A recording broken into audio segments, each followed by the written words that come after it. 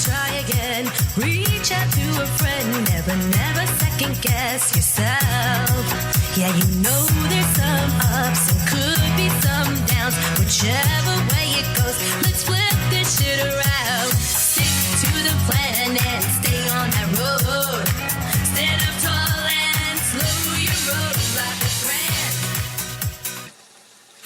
Hello, and thanks for tuning into It Is What It Is, Noise Included. This is Liv. Welcome to Season 2, Episode 3. So the topic for today is the empty nest, a post-apocalyptic paradise. So my sister is really struggling with her son leaving for college. I know it's a normal part of life, but it's a huge adjustment for a single mother like her. She dedicated so much to him, and now that he's gone, she's dealing with a full-blown depression. I'm worried because she smokes a lot, and I'm afraid she might turn into drinking, and especially since she's all alone, this is an incredibly sad and difficult time for her. So the phrase empty nest has become a cultural shorthand for a particular and often painful rite of passage for parents. It evokes a singular image, a quiet house, a vacant bedroom, and a parent grappling with a profound sense of loss. While this image holds a kernel of truth, the reality that the empty nest is far more complex and multifaceted. It is not merely a moment of departure, but a lengthy and often contradictory transition, a mix of liberation and grief, of newfound freedom, and a lingering sense of purposelessness. The experience of becoming an empty nester is a deeply personal journey, one that challenges a parent's identity and offers a unique opportunity for rediscovery. For many, the physical departure of a child is the first and most jarring shock. The chaos of family life, the loud voices, the constant carpooling, the overflowing laundry baskets is suddenly replaced by an unsettling silence. I mean, go figure. This quiet can be a blessing and a curse. As one parent noted, the extra time is a welcome reprieve from the relentless demands of a child's schedule. There is a sense of relief in no longer having to be the primary organizer, the chauffeur, the perpetual problem solver. I mean, yet this newfound stillness can also feel like an existential vacuum. It forces parents to confront this question: who am I now that my primary role as a hands-on parent has diminished? And now you look to your right and you look to your left, and you better be like, if not love your spouse, because it's with him that you will enjoy your next chapter. So, when it comes to this, I hope that people are staying with their husband, their loved one, because they're looking for the future. Because if they're not looking at the future, people, then you have a problem. Because when your kids leave, you're stuck with him or her, whatever you choose. That's what I'm saying. Like, this is very important as a person that's been together with the husband for 30 years through thick and thin, okay? This identity crisis is at the core of what is often called empty nest syndrome. While not a clinical diagnosis, it is very real, and it's an emotional phenomenon characterized by feelings of loneliness, sadness, and a diminished sense of purpose. This is particularly true for parents who have heavily invested their time and energy into everything that surrounds their kids. Helicopter, moms, and dads. The daily dopamine hit that usually comes from nurturing and connecting with a child is suddenly gone, and the brain may experience something akin to withdrawal, okay? The transition feels like a switch has been flipped, and the physical and emotional bond that was once woven into the fabric of daily life is now being rewired to work at a distance. Parents may find themselves grieving not just the absence of their child, but the loss of a version of themselves they have been for decades. As I mentioned in season 1, my husband and I decided we were done with the cold, so we moved to Florida and left the house where our girls grew up. We basically empty nested them before they could empty nest us. So we sold the house and walked away without a backward glance. We've always, though, been very disconnected to material things or for material things. It's a house, okay? It's just a frame. You make it your home, right? So it was hard at first, especially worrying about them being on their own in a different state. But the good thing is that our new house in Florida is a fresh start without all those old memories of them in every room. Now when they visit, we make new memories. So as difficult as it is to watch your kids grow up and leave, I have to be honest. I love being alone with my husband. It's a new chapter where we get to do great things together and have fun without all that noise and the worry. In my sister's case, I can't imagine going through this alone like she is. That's what makes her so strong. The best part of all this is knowing that our kids can handle the world. We raised them to be strong, independent women. And that's the biggest prize of all, to know you've taught them to fly high and become an eagle, not a crow. So here's the story behind the eagle and the crow. It's very important that people hear this because it did stick to me, okay? It left me like, oh, okay. So an eagle and a crow are flying, and the crow, for various reasons, decides to attack the eagle. The crow lands on the eagle's back and pecks at its neck. The eagle does not engage in a fight or waste its energy on the crow. Instead, it simply spreads its wings and begins to ascend. As the eagle flies higher and higher, the air becomes thinner and harder for the crow to breathe. Eventually, the crow is overcome by a lack of oxygen and falls from the eagle's back, unable to continue the attack. So the moral, the core message of the eagle and the crow story is to rise above your challenges and distractions instead of getting caught up in them. Okay, so focus on your goals. Don't let minor issues or negative people prevent you from achieving your goals. To conserve your energy, avoid wasting your energy on arguments or conflicts with individuals who are not worth your time or want to bring you down. And elevate yourself, people. The most effective way to overcome obstacles is to often rise above them, just as the eagle rises above the crow's attempts to hold it back. So I want to give a huge shout out to my boss for the story she shared about the eagle and the crow. It really resonated with me because it perfectly describes what I believe is the most important part of raising kids, teaching them how to be strong, independent, and capable of succeeding on their own. She leads our team the same way by building us up and always having our back so we can be eagles and not crows. All right.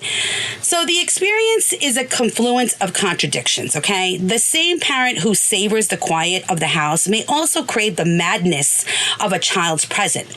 There is an emotional dissonance in being proud of a child's independence while stimulously feeling a deep sense of being unneeded. As a mother, you want your children to be successful, self-sufficient adults, but when that dream comes true, a part of you feels that the job quote unquote, you have been doing for 18 or 20 plus years is over. This is particularly poignant for those who have dedicated their lives to parenting. They may have let their own hobbies, friendships, or career aspirations fall by the wayside, and now they are faced with the daunting task of rediscovering who they are outside of their children. However, the empty nest is not a desolate landscape. It is a landscape of potential. The same newfound time and freedom that can feel disorienting also presents a remarkable opportunity for growth and renewal. It is a chance to return the focus of life back to oneself and one's partner. Couples who have been in a long-term marriage often find this is a time to reconnect, to rediscover the people they were before the demands of child rearing took over. Date nights can become a regular occurrence. Shared hobbies can be reignited, and the relationship can evolve from one centered on co-parenting to one based on companionship and mutual interest. For single parents, it's a chance to build a life on their own terms, to pursue interests they may have maybe at one point put on hold. And this is what I tell my sister, like, find something that you've always wanted to do. But then when her answer is, I don't know, well, that's scary, okay? The key to navigating this transition is to view it not as an ending, but as a new beginning. It is a time to explore new passions, whether it's traveling, volunteering, going back to school, or simply learning to cook meals that don't have to appease the taste of a picky teenager. As one empty nester put it, I've got back into cooking. It used to be whatever I made had to be something they would eat, but now I can make what I want to eat.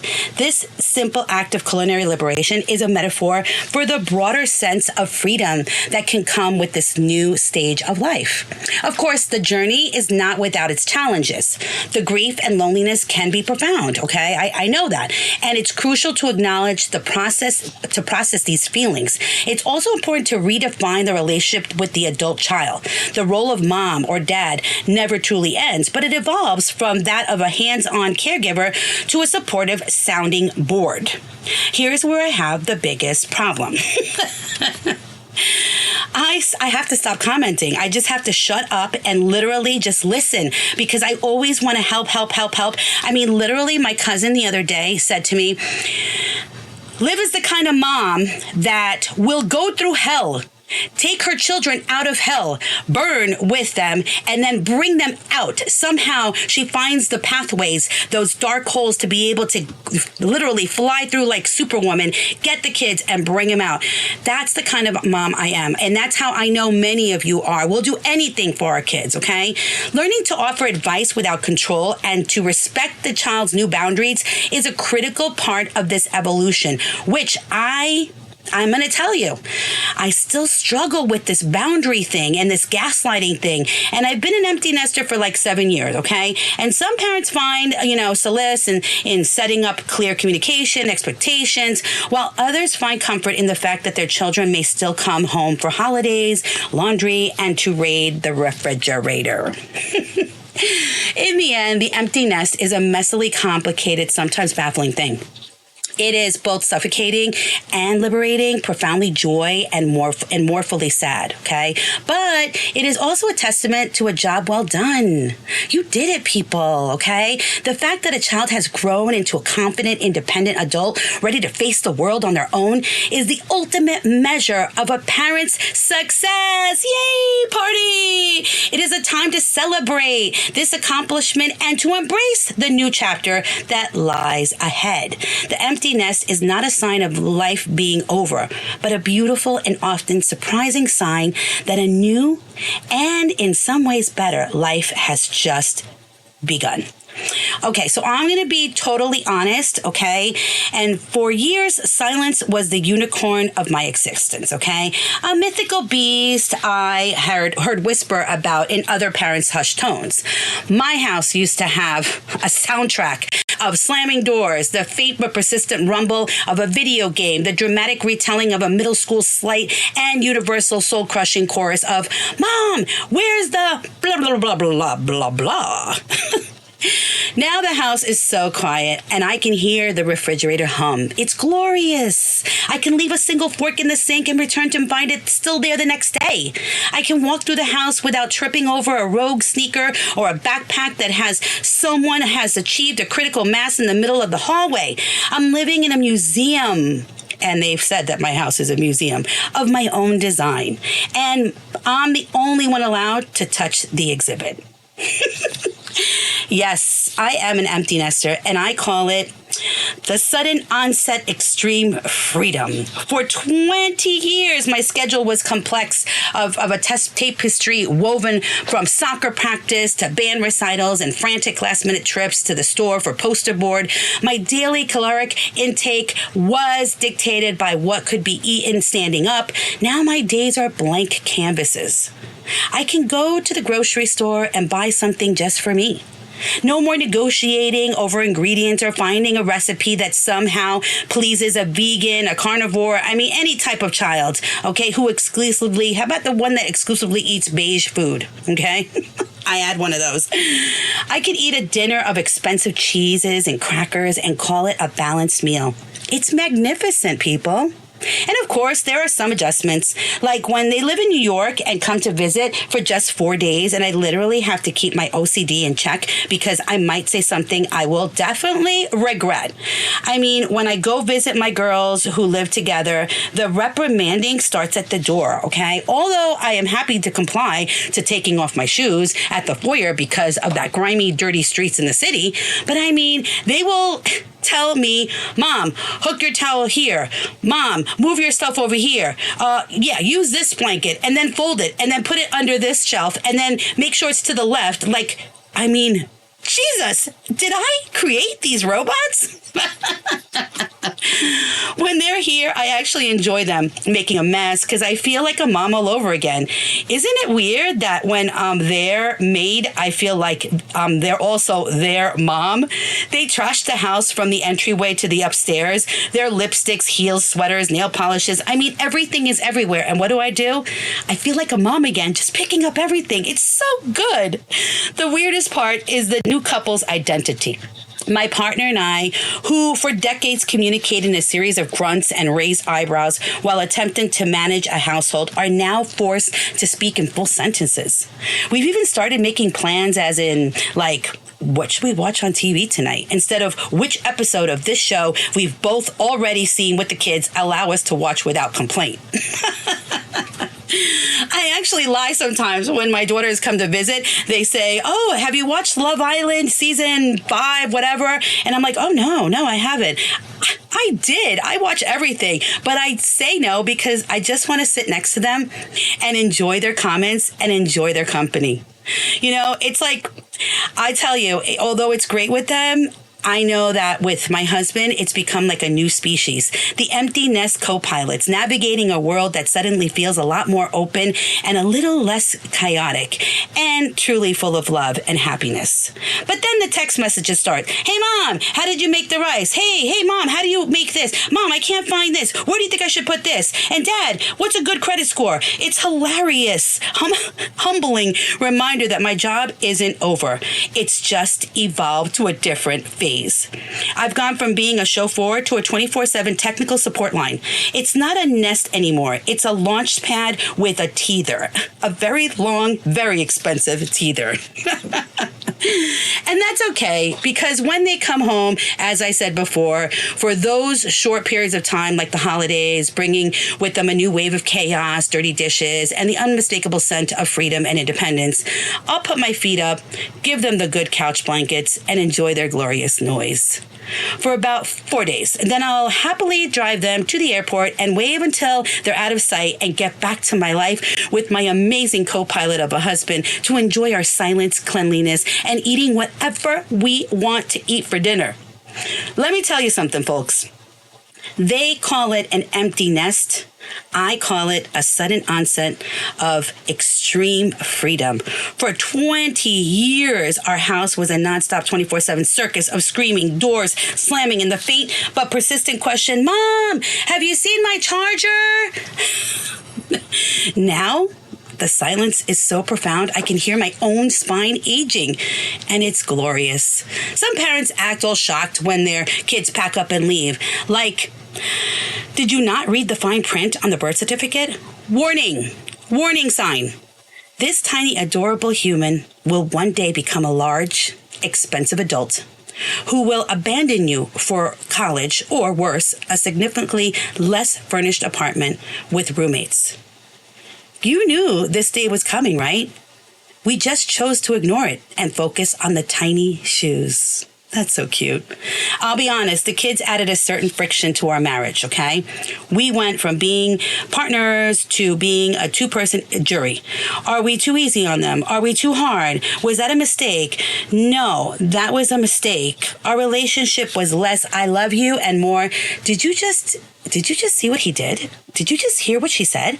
Oh my God, what are they eating that? I mean, but today, the kids are gone, and we are living our best life. The stress, poof, gone. The friction? Finito. We're happy. We're healthy. We're just a couple of empty nesters rolling around on the motorcycle, cruising on the boat, finally able to hang out without a third party loudly asking for money or complaining about Wi-Fi. Well, one of the girls still asks for money. The little one. All in all, it's like we've hit the reset button on our marriage and traded parenting for partnering. It's like living again. And yeah, we still worry about them. We can turn off that parental software. They are kids. It is what it is.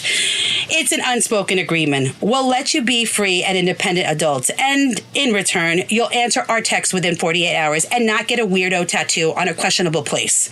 It's a fair trade, right?